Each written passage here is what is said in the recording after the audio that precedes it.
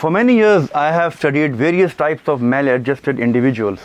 Among them have been persons suffering from psychosomatic disorders, from neurosis or psychosis, and those who have transgressed the law. In delving into the minds of people who have committed crimes such as burglary, rape, or even murder, I have come to realize the necessity for a complete reorientation of our basic understanding of criminal behavior. The need for reorientation becomes essential when we realize that criminal law in the main has reflected the history of the emotional attitudes of men throughout the ages, as expressed through the evolution of society. However, while the riddle of crime is the riddle of society, it is also the riddle of the individual in all his infinite variations. We may better realize what our attitudes toward the criminal are when we look at the development of law. In primitive times, people were bound together through blood relationship and through such common activities as the search for food and the building of fires to cook it. These common activities created a need for establishing customs based largely on taboos which were followed either through desire or fear. In due time, according to Edward Westermarck, the customs became law, and the law itself became an order to which all had to yield. The exchange of services among members of the primitive community was the motivating force behind adherence to the law. This principle of give and take was built upon emotional and social interchange on which primitive society existed.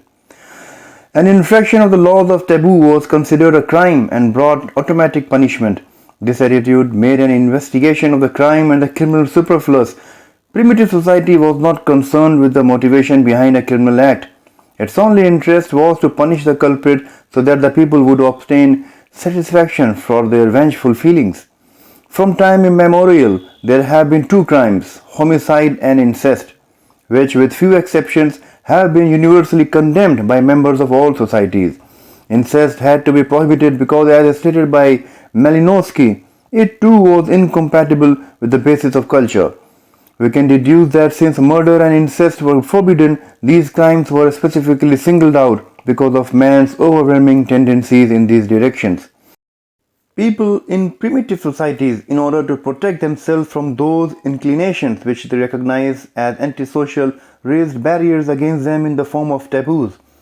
They were afraid of the evil powers which they believed were incorporated in these taboos in the same way they were afraid of witchcraft, which originated from the belief that the culprit could conjure evil spirits, but such a fear reflected also their own fears of committing criminal acts. Since man in primitive society believed that his behavior was determined by fate or governed by divine guidance, there was no reason for him to find a motivation for his actions. Today, of course, we know that there is always some motivation behind criminal behavior. When we do not find it too readily, it does not mean that none exist. Rather, it is simply more unconscious. These motivations, even if they stem only from superstitious dreams or legends, still act as powerful forces in precipitating criminal behavior. It is not so surprising then that the enormous quantity of legal records and texts collected from the earliest days contain a little information about the criminal himself. What stands out in sharp contrast to this distinct lack of understanding the offender is the strong reaction of the people to the culprit. There is hardly any aspect of human life in which a people's emotions and hostilities have been more forcefully expressed than in their attitude toward the man who has broken the law. When law-abiding citizens react mercilessly toward a criminal and his deed, it is not only because they want to see the law obeyed or because they want retribution, but also because the offender acts out antisocial impulses which so many people would like to act out but do not dare to because of fear of the consequences. Unconsciously, they identify with the criminal because of their own latent antisocial tendencies and somehow vicariously demand and accept the punishment to relieve their own guilt feelings. It is in the Code of Hammurabi that we first encounter lex talionis, the principle of punishment which demands retaliation for the crime committed and is expressed in the old words, an eye for an eye, a tooth for a tooth. This principle later appeared in the Mosaic law and has influenced Christianity and civil and criminal law up to our time.